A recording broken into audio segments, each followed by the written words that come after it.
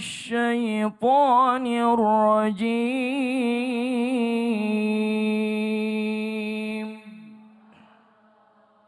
بسم الله الرحمن الرحيم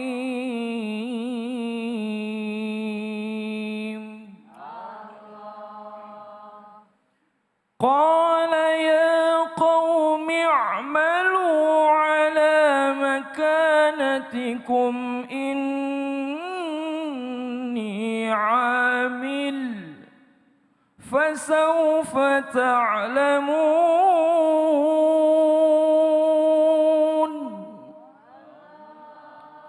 من يأتيه عذاب يخزيه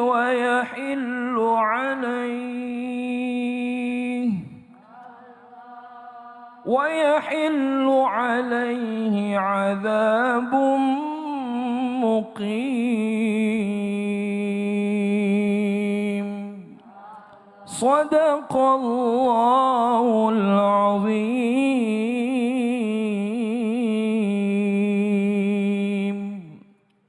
Pemirsa yang dimuliakan Allah Subhanahu wa taala, Az-Zumar ayat 39 sampai 40.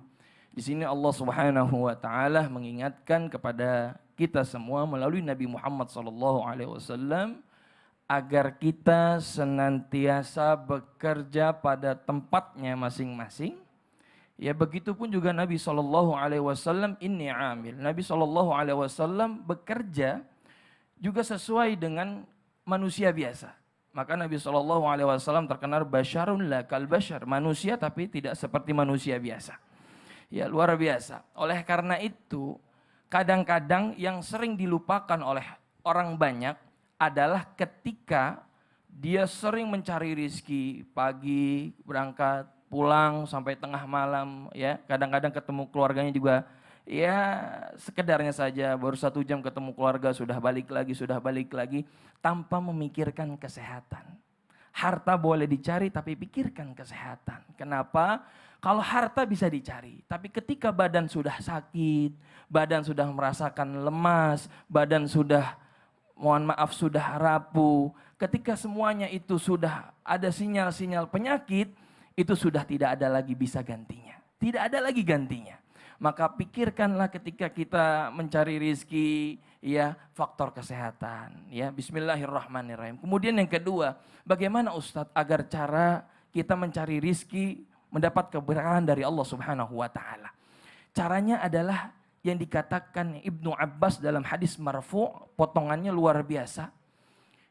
Ihfazillah yahfazka. Jagalah Allah, maka Allah pun akan menjaga kita. Mintalah tolong kepada Allah, maka Allah pun akan menolong kita. Ketika kita senang, maka ingatlah kepada Allah. Ketika duka, maka Allah akan mengingatmu. Kemudian wa'malil lillah, maka lakukanlah segala sesuatu wa'mal lillah bisyukri fil yakin. Atas segala nikmat yang Allah berikan kepada kita, tanda syukurnya, lakukan pekerjaan karena Allah Subhanahu wa taala. Karena itulah yang membedakan amal kita dinilai karena Allah atau tidak. Pemirsa yang di rumah sekarang sedang mempersiapkan untuk bekerja, ada yang menjadi guru, ada yang menjadi karyawan dan lain sebagainya. Ya, sebelum siap-siap baca bismillah. Ya, bismillahi amantu tawakkaltu 'alallah la haula wala quwata illa billah. Bapak-bapak yang sedang menonton Islam itu indah, jangan lupa juga menyebut bismillahi amantu tawakkaltu 'alallah la haula wala quwata illa billah. Baru nyalain motor, jeng jeng jeng jeng jeng jeng jeng jeng jeng jeng jeng.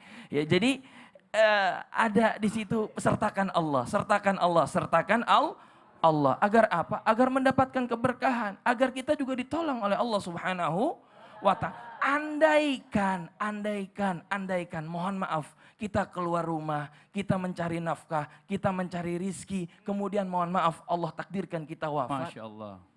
Maka kita akan dinilai oleh Allah mendapatkan pahala Amin. dari jihad. Amin ya Allah. Karena amin, kita ya sandarkan amin. kepada Allah, itu Masya yang sering Allah. lupa. Itulah kalau misalnya kita nyari rezeki memang untuk keluarga. Betul, Ini untuk Masya keluarga Allah, luar biasa. intinya. Tadi ngomong-ngomong motor siapa tuh yang diselah begini? Iya. Zaman sekarang bukan tinggal dipencet doang. Motor saya ada di rumah yang bisa.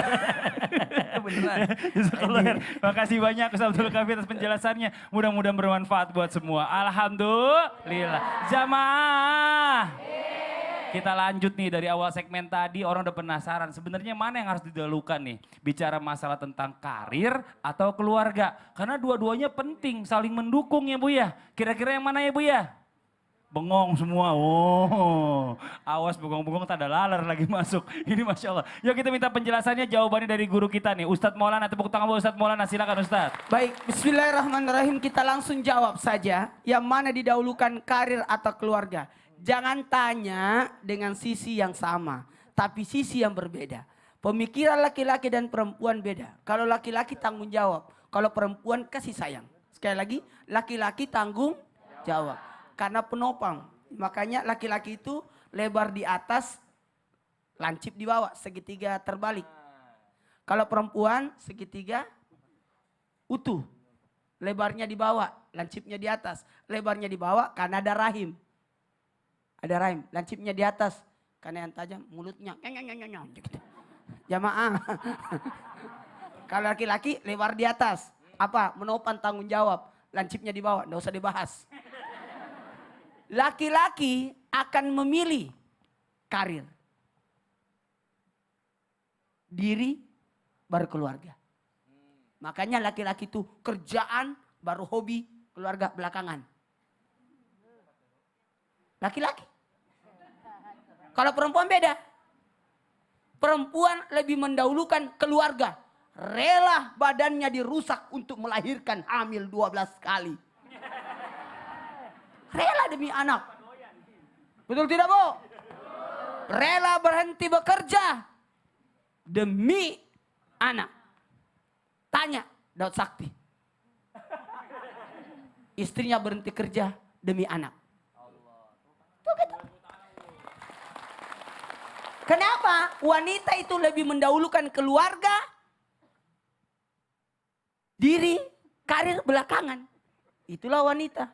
Jamaah, makanya disinilah harusnya, mohon maaf, suami yang cari uang, istri yang pegang uang. Dan semua harta atas nama istri. Adil itu. Maka istri berkata, kejarlah karirmu. Carilah uang sebanyak-banyaknya. Tidak ada yang protes itu. Kenapa? Karena uang lari ke istri.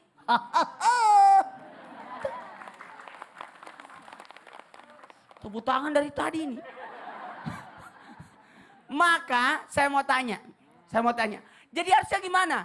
Istri mendukung karir suami. Itu jawabannya. Makanya kalau ada, maaf ya. Ada wanita mau nikah sama abdi negara, polisi, tentara, pasti disidang dulu. Suami tugasnya di Papua, istri harus ikut. Karena istri mendukung karir suami, bukan mengalah. Pilih kerjaan atau saya? Ya Allah, gimana sih ini orang? Harus mendukung karir suami. Karena suami bekerja untuk menafkahi keluarga. Dan cara menafkahi keluarga lebih baik dengan memperbaiki karir. Itu maksudnya. Oke?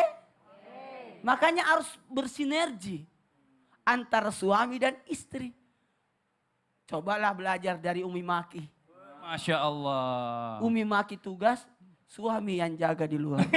Iya.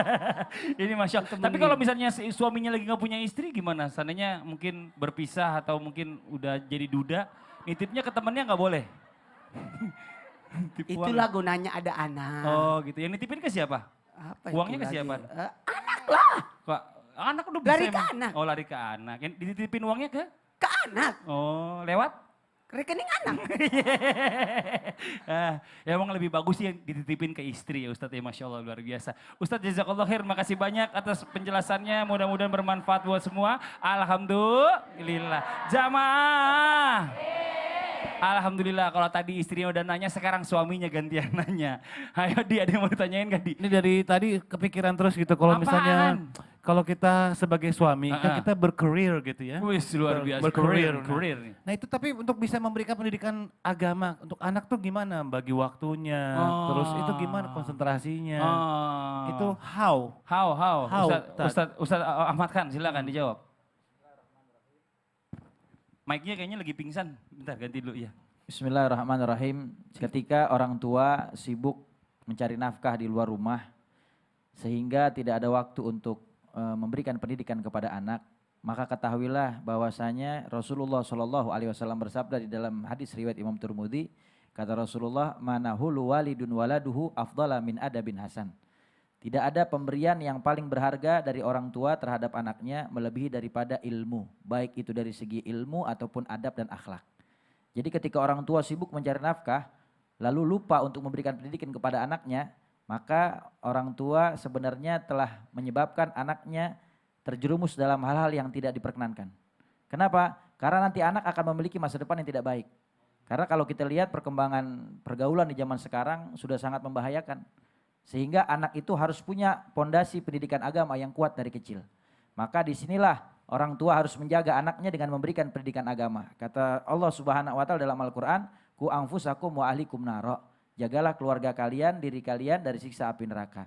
Nah sekarang kalau orang tua sibuk dengan mencari nafkah, maka ada dengan cara-cara yang lain. Bisa dengan cara orang tuanya mendatangkan guru ke rumah, agar anaknya bisa belajar agama, belajar baca Al-Quran, belajar syariat-syariat Islam. Sehingga insya Allah walaupun orang tua sibuk di luar, anaknya tetap bisa belajar. Atau di saat ada waktu-waktu luang, orang tuanya ajak anak bersama-sama hadir di majelis ilmu. Duduk di taman-taman sorga, belajar kepada ulama. Atau bisa juga dengan membawa anak belajar di pondok pesantren. Sehingga apa? Sehingga nanti anak-anaknya itu punya basic pondasi yang kuat di dalam agama dan ketika dewasa tidak akan tergoda dan terlena dengan rayuan dunia. Nah, jazakallah khair, makasih banyak Ustaz Ahmad Khan atas jawabannya. Nah, ini buat orang tua yang lagi dilema, ini jawaban tadi sudah jelas dari guru kita Ustaz Ahmad Khan. Mudah-mudahan bermanfaat buat semua. Alhamdulillah. Jamaah.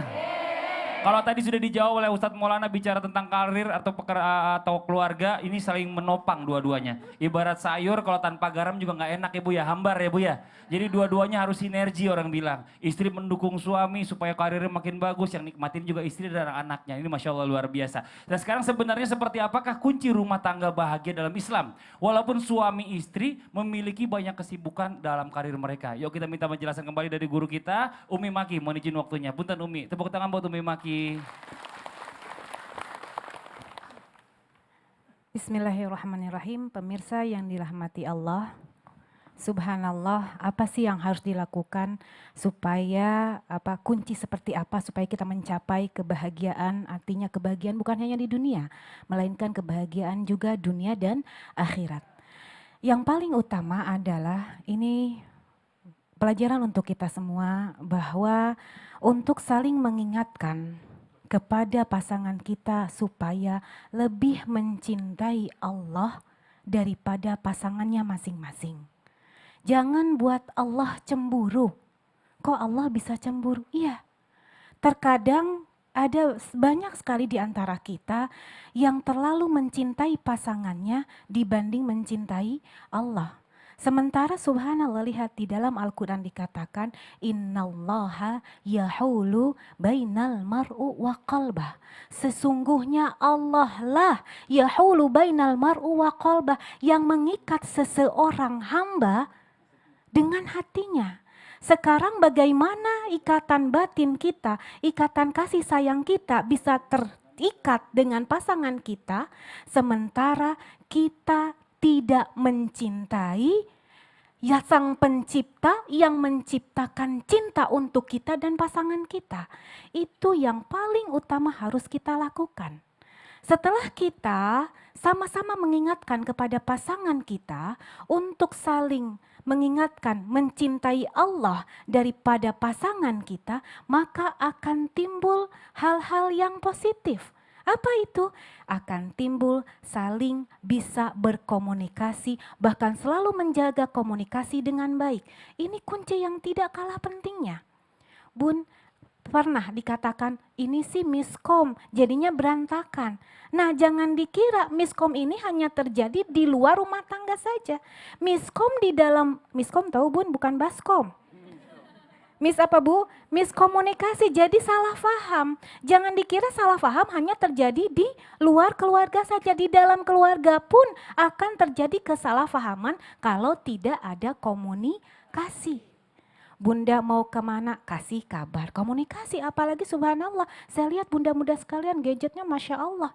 Gunakan gadget bunda-bunda sekalian sebagai fasilitas bunda untuk menuju jannahnya Allah. Kemudian selanjutnya apa? Saling percaya bunda. Saling mempercayai, bunda percaya kepada pasangan dimanapun pasangan berada. Bunda, ayahanda juga percaya kepada kita. Bun, jangan pernah ada suudzon.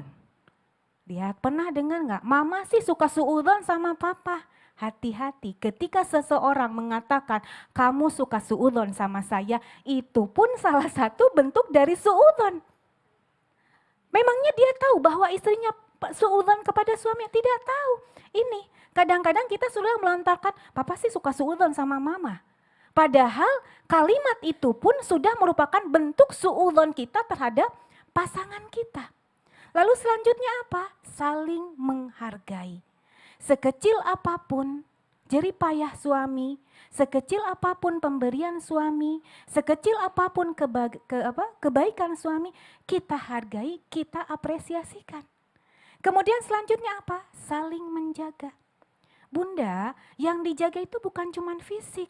Sementara ini kita selalu fokus fisik. Jaga kesehatan Pak, ke dokter Pak, cek apa. Padahal yang harus dijaga juga punten, aib dari masing-masing pasangan. Bukankah dikatakan hunna libasul lakum wa antum libasul lahunna? Wahai para suami, kata Allah, Anda itu merupakan pakaian bagi istri-istri Anda. Dan wahai para istri, Anda pun merupakan pakaian dari suami-suami Anda. Artinya ketika seorang suami punya aib, jaga. Ketika seorang istri punya aib pun dijaga. Bukankah fungsi dari pakaian untuk menutupi aib?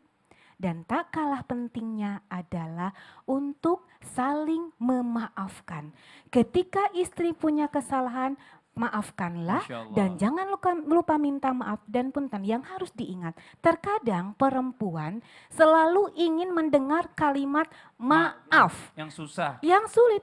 Ingin mendengar kalimat maaf dari suami, padahal maafnya suami, permintaan maaf suami tidak harus selalu dengan verbal, tetapi dari tingkah laku yang semakin baik itu sudah merupakan salah satu bentuk permintaan maaf. Masya Allah. Jadi kalau misalnya tadi jabaran apa dari tips Umi tadi ini bisa dijalankan, insya Allah keluarganya sakinah mawaddah warahmah. Amin. Jazakillah khair, makasih banyak Mas Umi. Fadli. Masya Allah, alhamdulillah dapat ilmu nih buat kita semua nih, mudah-mudahan bermanfaat buat semua. Alhamdulillah. Nah buat jamaah yang ada di rumah jangan kemana-mana, setelah ini kita akan kembali menjawab pertanyaan dari media sosial yang sudah masuk ke Islam Itu Indah. Dan juga nanti akan ada amalan dan doa yang akan dibacakan oleh guru kita Ustadz Ahmad Khan. Yang di rumah jangan kemana-mana, tetap di Islam Itu Indah. Jamaah! Yeah! Oh jamaah! Alhamdulillah.